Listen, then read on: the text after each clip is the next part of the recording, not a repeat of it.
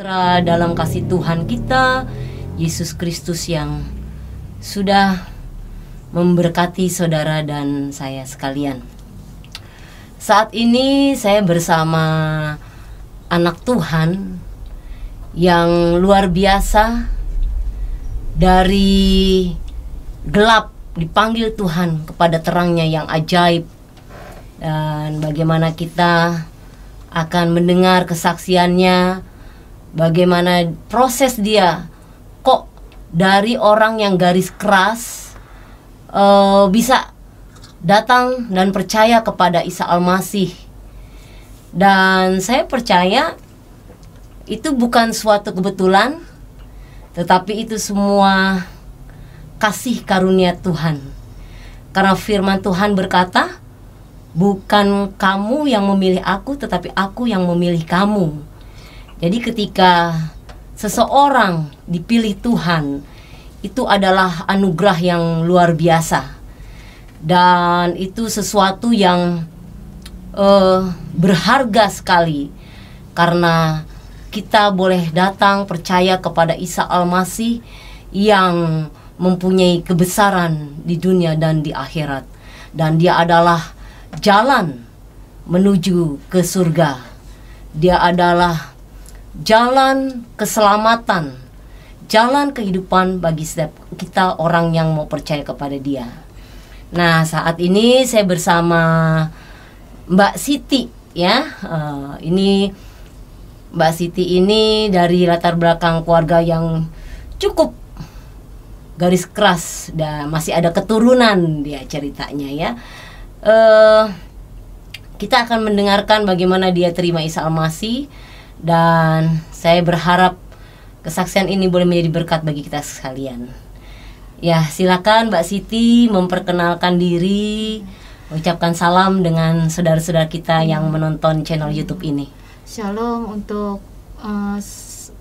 semuanya yang beragama non-muslim, dan assalamualaikum untuk yang beragama Islam. Nama saya Siti Sri Devi Kurniawati. Saya ingin memberitahukan untuk perjuangan saya mengikut Tuhan, yaitu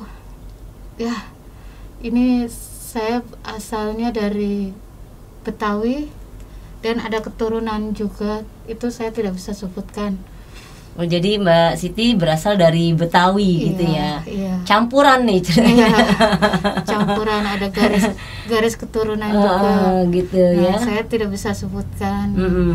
Ya, untuk Ukti, aku, Ami, semuanya saya minta maaf. Saya berbicara lewat konten ini, sebelumnya saya minta maaf. Karena sejujurnya saya sayang sama kalian semua, karena saya butuh kalian. Biarpun saya sudah berbeda keyakinan, saya butuh kalian semua, karena saya sayang sama kalian.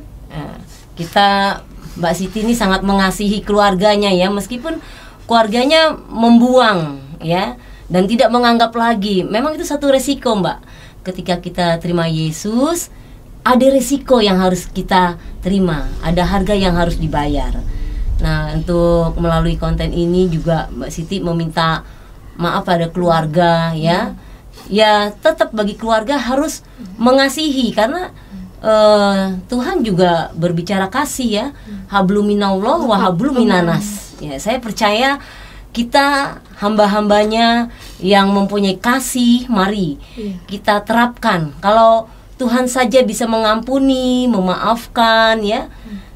Terlebih apalagi sih, kita sih cuma manusia biasa. Kita bukan nabi, kita bukan Tuhan. Ya, tapi biarlah hablum minallah dan hablum minanas itu kita nyatakan kepada sesama tetangga kita, terutama keluarga kita ya, saling menghormati ya. Jadi Mbak Siti ini anak keberapa ya? Saya anak bontot. Oh, terakhir. 3. Dari berapa bersaudara? 3 bersaudara. 3 bersaudara. Wah, banyak sekali. Kedua perempuan, ketiga saya. Oh, gitu. Dulu ceritanya bagaimana kok bisa percaya Isa Al-Masih? Jadi saya waktu perjalanan saya ikut percaya dengan Isa Al-Masih.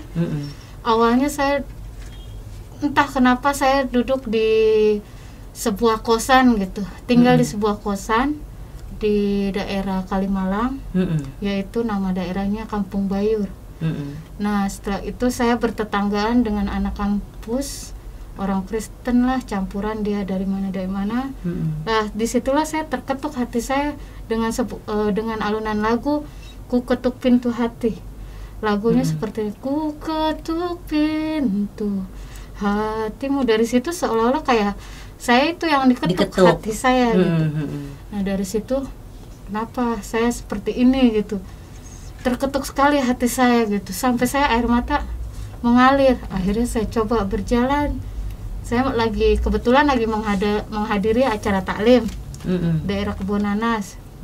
Nah setelah itu saya acara pulang, beda lagi, saya kayak orang berubah gitu, berubah drastis, kayak kok males-malesan di sini, tapi kenapa saya pengen denger lagu itu lagi gitu.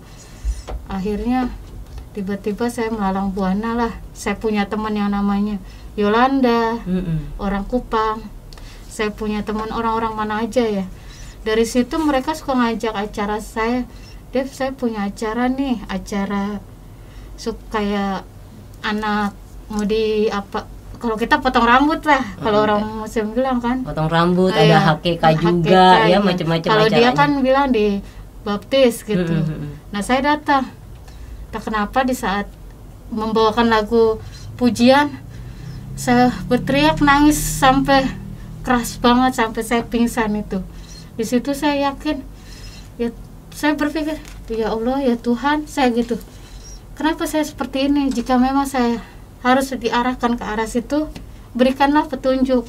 Akhirnya malam itu saya pulang, saya sholat tahajud. Saya sholat tahajud, tiba-tiba air wudhu berhenti. 3 kali saya buka berhenti. Saya minta tolong sama orang Medan, itu yang tetangga saya kos, dia nyala. Ini ada apa? Saya gitu. Akhirnya tapi ketika Mbak Siti ambil wudhu berhenti gitu air gitu. Kerannya. Keran semua itu air pada ngalir. Saya doang, dia tetangga nyala, saya nyalain mati. Begitu terus. Akhirnya saya udah nggak usah deh Kak gitu. Saya tayamum aja. Tayamum, saya mau sholat, tiba-tiba itu saya dikasih petunjuk sejadah kok berubah salib warnanya tapi coklat. Ntar berubah lagi warna hitam. Saya bilang, saya tutup tuh sejadah, saya takut kan. Ini apaan? Saya bilang gitu. Saya buka lagi. Saya sampai bismillah. Sampai saya bilang, la ilaha illa anta inni kuntu minaz zalimin. Biar saya pikir setan, pengaruh iblis saya begitu. Saya buka lagi. Berubah lagi jadi salib tuh. Akhirnya mungkin ini udah saya stop dulu. Biar saya dari hati hari ini saya nggak sholat. Untung salib yang nongol. Coba kalau sesuatu makhluknya atau kunti itu gimana sekali itu. Ya oke, takut sekali. Nah akhirnya aku tidur, aku berdoa, jika memang saya harus berpindah atau saya menetap di sini, tunjukkan. Dari dalam tidur saya itu ada sebuah mimpi, yaitu kalau saya bilang orang bule ya. Dulu saya bilang orang bule. Memang Yesus bule. Terus kayak orang bule. Bajunya tuh putih, tapi bawa yang kawat-kawat. Kalau saya bilang itu kawat, bulat. Kasih ke saya. Ada lagi perempuan cantik banget kayak Lady Diana itu, cakep sekali. Pakai jubah juga, mengkilat itu. Kasih saya jubah. Dia rangkul saya, peluk. Saya bilang, ada apa ini? Gitu, saya bangun langsung. Saya cerita sama teman. Berarti Tuhan saya udah memanggil kamu. Maksudnya itu fotonya. Iya itu, saya lihat di mimpi itu dia. Sama tuh, cuma itu bajunya kan kayak pelangi gitu, di bingkai beda kan. Itu dia, saya bilang, berarti Tuhan panggil kamu. Akhirnya dari situ. Tapi pada saat itu masih bingung nggak Tuhan yang mana gitu, yang panggil saya itu siapa gitu. Saya bertanya-tanya. Dalam hati saya bertanya, ini siapa? Setahu saya itu semacam berhala kalau buat saya ya. Waktu itu saya pikir, saya coba deh. Akhirnya pas hari Sabtu malam Minggu mereka lebih banyak buka lagu kan, sama bagi Tuhan tiada yang mustahil tuh. Itu juga dinyanyi. Saya nangis sampai di kamar. Langsung mereka datang. Dev, kenapa? Gitu, saya panggilan Devi. Dev kenapa gitu. Enggak kenapa-napa. Kenapa setiap saya bikin lagu buat pujian di gereja kamu nangis gitu? Ya nggak apa-apa, aku bilang. Akhirnya mereka ngaji. Saya punya hati tergetuk, coba saya ikut teman-teman. Pertama kalinya saya nginjak gereja itu GKI Kuitang. Oh iya. Dibawalah saya sama keluarganya Yola. Dibawa ke situ, kaki orang mah berat ya masuk, kalau saya lapang. Terus kata Yola gini, kenapa? Tapi itu nggak ada rasa, ini rumahnya orang Kristen nih, kafir gitu, nggak ada rasa seperti itu? Enggak, itu beda. Itu justru saya tiba-tiba majelis dari GKI Kuitang tuh masuk. Nah, pendeta ceramah begini, jika memang Tuhan menghendaki kamu diberikan jalan yang sempurna dan kelancaran, benar, lancar. Bukannya milih duduk di belakang, paling depan. Waduh, duduk paling depan, tiba-tiba nyanyi lagu pujian. Di situ saya menangis, pingsan lagi. Yang lebih serunya itu awal saya masuk gereja itu, saya buka kerudung, buka baju semua di pos satpam. Di situ tuh ada satpam satu orang Ambon saya kenal tuh. Saya buka di situ, titip, setiap itu saya kasih duit kalau saya ke gereja tuh. Saya pernah ke Mawar Saron juga, orang Flores yang bawa. Nah, dari situ saya kok jiwa saya lebih tenang. Lebih tenang sekali, lebih adem sekali. Memang Yesus itu Raja Damai. Jadi dia datang untuk memberikan kedamaian, rasa tenang di hati kita, ya. Itu tahun 2000 saya mengikuti jejak Tuhan terus, tapi dengan cara kayak orang bilang sembunyi. Sembunyi, ntar di taksi saya buka, baru ke gereja gitu. Nah, terakhir perjalanan itu saya kenalah suami tuh di daerah Malang. Disitulah saya pacaran penuh dengan rintangan. Di situ suami dari Ambon, dari Kristen lahir. Oh, Kristen. Iya, Kristen keturunan mungkin ya. Kristen. Terus saya bilang gini, kamu orang Kristen, saya bilang, kenapa kamu nggak taat sama Alkitab, sama ini? Kamu orang yang penuh dosa. Tiba-tiba mulut saya berbicara gitu, dia juga kaget. Sampai dia nembak saya itu, suka sama saya. Padahal saya nggak tahu Alkitab itu, belum hafal, saya kayak baca buku aja. Karena kan kalau Al-Quran kita tahu panjang pendeknya, dari kelas 1 dulu sampai hatam kan, hatam Quran. Bingung nggak waktu itu baca Alkitab? Saya kira buku itu buku biasa, kayak buku biasa baca-baca. Ya memang kalau sepintas seperti buku, tapi kalau kita telusuri di dalamnya itu buku kehidupan, roti hidup. Makanya kita setiap membaca Alkitab itu harus doa supaya huruf yang mati itu dihidupkan oleh Roh Tuhan, sehingga siapapun yang membacanya mengerti. Ya. Waktu itu pernah saya renungi Alkitab sama Al-Quran, saya bandingin. Saya kan tahu artinya semua Al-Quran kan. Oh iya, artinya sama, berarti ini Al-Quran, seperti Al-Quran. Dari situ saya ulang lagi, dari pertama saya hayati, dari situ, Tuhan, saya ingin ikut Engkau. Jika Engkau berkehendak, saya ingin sekali sakralkan saya, sahkan saya mohon Tuhan, cari jalan keluarnya seperti itu. Dari situ saya kejadian, datanglah tahun 2009, muncullah tragedi yang sangat, hampir cowok saya ini hampir dikeroyok, dikepung sama Acang ya, saya sebut Acang aja ya, paham kan kalau orang Ambon bilang Acang. Nah, dari Acang itu keroyok, ormas Acang itu keroyok cowok saya itu. Lalu saya pasang badan, jangan dia nggak percaya, tapi saya dibawa pulang, udah dinasihatin. Nah, besoknya saya pergi lagi, dipalang sama kakak saya ke mobil pas perbatasan Berlan sini. Akhirnya saya diseret, dijenggut, buka apa itu di tas, ditunjukin saya tahan Alkitab, langsung sampai rumah disiksanya saya, dipukulnya saya, dibakar saya sama mama, sama keluarga saya. Saya bilang tetap saya ikut sampai Mazmur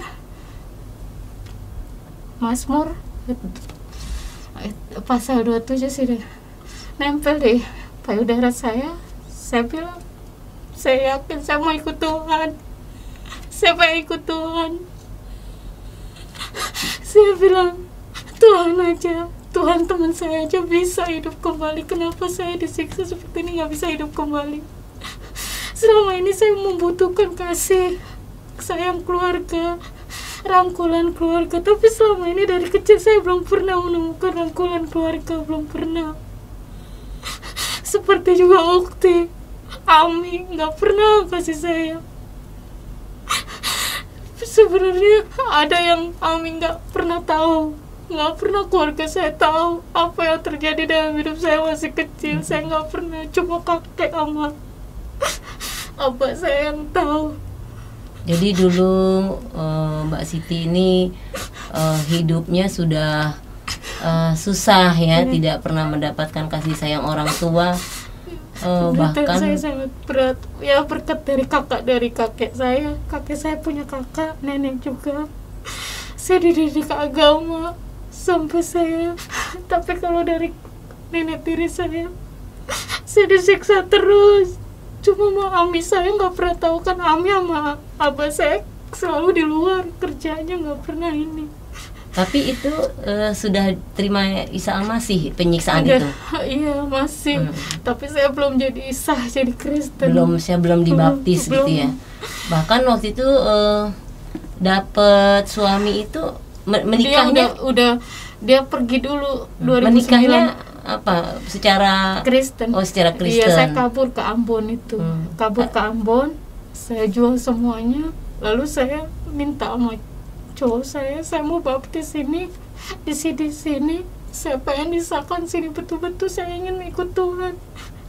Dari situ ada seorang pendeta yang baik hati, seorang ibu yang pendeta baru semenjak angkat saya jadi anak serani, dia udah punya anak, dia juga terima kasih sama saya. Akhirnya dia baptis saya ikut kasasi di situ, saya di kuburan, malam retreat. Saya dipertemukan Tuhan di makam itu. Satu grup saya doa sendiri yang dipeluk Tuhan Yesus. Akhirnya saya gini, Tuhan, ternyata Engkau adalah Tuhan yang menenangkan hati saya selama ini. Dari dulu saya niat minta rangkulan kasih semuanya, saya tidak pernah mendapatkan itu. Tapi Tuhan sekaligus buat saya Bapak, orang tua buat saya. Itu setelah itu saya pernah kabur ke sana, saya nikah sama suami saya 2012 itu saya nikah 2012. Iya. Tapi suami ikut menganiaya juga. Perlakuannya dalam hidup sehari-hari bagaimana? Kan ya ada buktinya di HP semua. Saya pernah dipukulin. Wow. Saya disiksa sampai sekarang. Tapi kenapa saya selalu bilang sama Tuhan, nikah hanya satu kali sampai dunia dan akhirat. Tapi saya selalu bilang, Tuhan, bukan dia yang melakukan, tapi iblis yang melakukan. Ampuni dia Tuhan, bukan dia yang melakukan. Saya selalu berikhtiar begitu, ampuni dia Tuhan. Ya, memang kekristenan itu sebetulnya tidak hanya sekedar Kristen, ya, harus lahir baru. Nah, kemungkinan suami Mbak Siti ini dia Kristen keturunan, ya. Tapi puji Tuhan, semenjak saya berikhtiar, biarpun mereka tetangga saya, teman saya ngatain saya bodoh, goblok, tidak mustahil bagi Tuhan. Tuhan bisa mengubah segalanya. Amin. Buktinya, iya. Dari Natal sampai sekarang suami saya sudah berubah, nggak minum, nggak pukul lagi. Amin. Cuma emang belum sepenuhnya berubah, tapi saya yakin Tuhan yang ajaib, Tuhan Maha Kuasa, Tuhan Raja dari segala raja buat saya. Amin. Tuhan Bapak buat saya, Tuhan orang tua buat saya. Tapi dia masih rajin ke gereja nggak sebelum COVID itu, ya? Sebelum COVID ya, sebelum beribadah? Nggak, jarang, itu hanya sekali. Sekarang pun nggak pernah malah sama sekali. Tapi saya tidak putus asa itu semua. Iya. Saya harus berusaha dan berjuang. Jadi Kristen itu satu bukan keturunan, tetapi perjumpaan pribadi, iya, di mana Tuhan melawat seseorang dan tinggal menjadi baitnya. Nah, Kalau kita sudah jarang bersekutu, padahal iman itu bertumbuh dari ya persoalan-persoalan doa, hubungan komunikasi dengan baik dengan Tuhan ya, gitu. Tapi kemungkinan kembali lagi suami Mbak ini mungkin belum dijamah Tuhan ya, Roh Kudus belum bekerja dalam dirinya, sehingga Mbak katakan tadi memang yang didoakan, yang harus dikalahkan itu roh jahat yang ada dalam dirinya ya, gitu. Nah itu terjadi berapa tahun itu atau berapa bulan penyiksaan itu? Penyiksaan dari suami saya semenjak suami saya kecewa dengan ucapan paman saya sendiri, karena dia terasa sakit hati dengan ucapan itu. Satu, pernah dikatain, lu kawin sama ponakan gue cuma modal dengkul doang, modal itu doang gitu kan, kalau bahasa kasarnya yang kotor tuh. Dari situ dia marah, emosi. Kedua ya? juga emang saya udah setiap tanya di pendeta, dia emang ada sesuatu di dalam dirinya, bahwa dari kampungnya gitu. Ada opok-opok kali. Iya gitu. Jadi tapi saya namanya percaya nggak percaya, kalau saya tidak, lebih percaya Tuhan. Iya. Semua orang bilang saya emang bodoh, nggak mau cerai, nggak mau pisah, masih netap sama suami. Karena apa? Suami itu imam buat saya. Iya. Kepala rumah tangga buat saya. Susah senang itu ada di ekor suami. Kata orang dulu bilang, dulu surga itu ada telapak kaki ibu, tapi kalau kita udah nikah, surga itu ada di ekor suami. Kemanapun suami pergi kita harus ikut. Susah senang kita harus selalu. Tuturi handayani kalau istilah dunia. Swargo nunut, ngerokok katut. Nah makanya jangan sampai kita nggak punya juru selamat. Ya kalau kita nggak punya juru selamat, neraka udah pastinya itu, ya kan? Iya, betul. Ya jadi perjumpaan Mbak Siti ini lewat dengar puji-pujian ya, puji-pujian yang begitu indah. Nah Tuhan menjamah. Memang cara Tuhan tuh macam-macam untuk memilih umatnya ya, bisa lewat sakit penyakit, lewat musibah apapun yang terjadi, juga bisa lewat dengar puji-pujian. Bahkan ketika sholat pun di situ sudah ditunjukkan ya, melalui tadi sajadah kok dilihat itu salib bolak-balik begitu.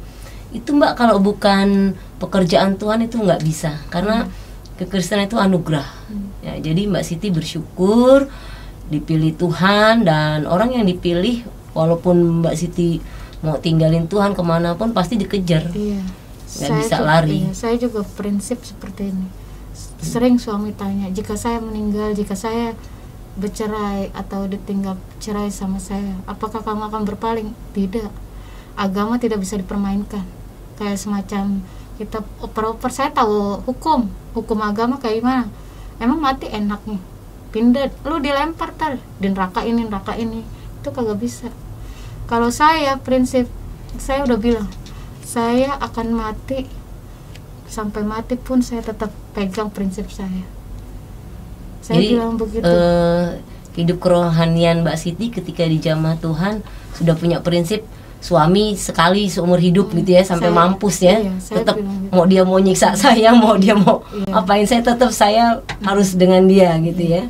Saya karena dia juga nggak mungkin seperti itu. Aslinya orangnya baik, cuma mungkin orang kan pergaulan apa kita nggak tahu kan. Tapi aslinya sesungguhnya baik gitu. Tapi saya bersyukur ketemu dia itu, saya jadi sah menjadi Kristen. Selama ini saya berharap dari tahun 2000 saya ingin Tuhan carikan orang yang bisa membimbing saya, kalau perlu membawa saya ke seberang dan agama ini yang saya pegang. Jadi sampai sekarang Mbak Siti sudah ikut Isa Al-Masih ya. Sudah dibaptis sekarang ini? Sudah dibaptis, ikut Kasasi Buddha tahun 2012 semuanya. Oh, 2012 sudah resmi jadi anak kerajaan Allah ya. Puji Tuhan. Itu tadi saudara bincang-bincang saya dengan Mbak Siti untuk karya-karya Tuhan yang besar. Ketika Mbak Siti menerima Tuhan juga tidak mudah ya, pasti ada tantangan-tantangan ya, pasti ada cobaan-cobaan yang dia hadapi, karena ikut Tuhan itu tidak gampang. Bukan selalu ada berkat, tetapi Tuhan bilang harus pikul salib gitu. Nah, pastinya salib seseorang itu berbeda-beda, macam-macam ya. Nah, saudaraku, kita akan mendengarkan berikutnya bagaimana salib apa sih yang akan ditanggung oleh Mbak Siti ketika dia terima Isa Al-Masih ya. Mari kita saksikan untuk tayangan berikutnya supaya saudara tetap mengikuti channel ini dan terus saudara diberkati lewat kesaksian-kesaksian kami. Terima kasih, Tuhan Yesus memberkati. Shalom. Shalom alafu.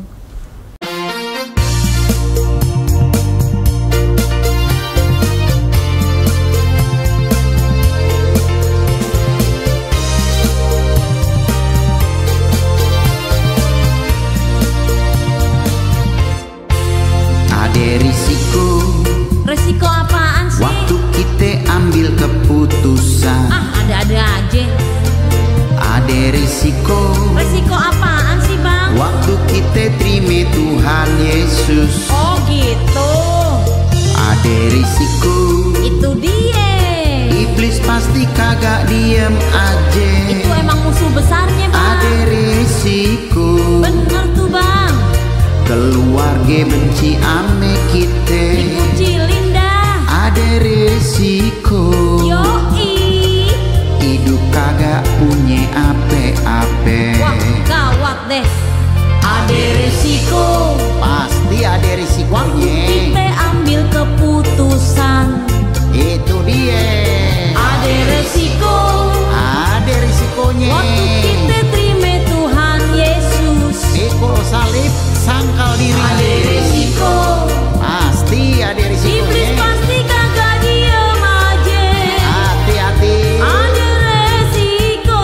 Hadepin deh tuh. Keluarga benci ame kita. Ada resiko. Banyak tekanannya. Hidup kagak punya ape-ape. Nah, itu dia yang namanya nyangkal diri. Pikul salib. Bener tuh, Bang. Tapi jangan khawatir, karena Tuhan pasti tolong kita. Jangan takut, kuasa Tuhan luar biasa. Kita jangan gentar, hadapin semua tantangan. Bersama Yesus, kita semua pasti menang.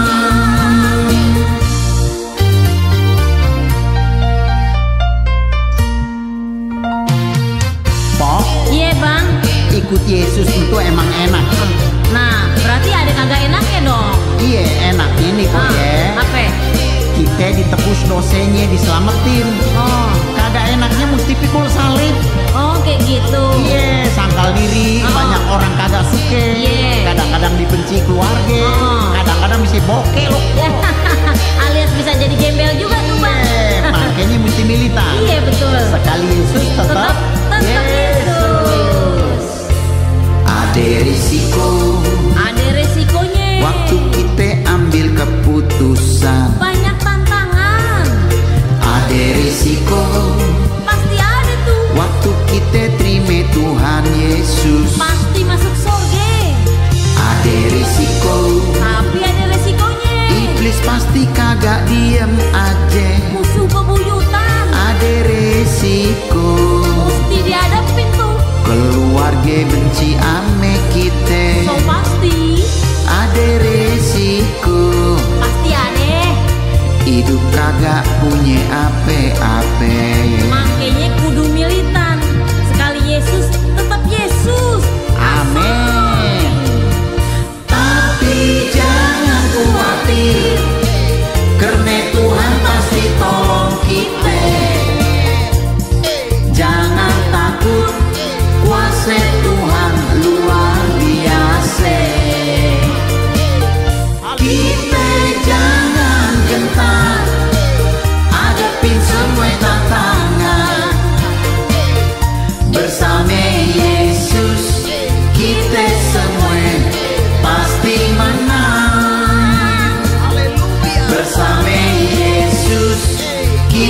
semue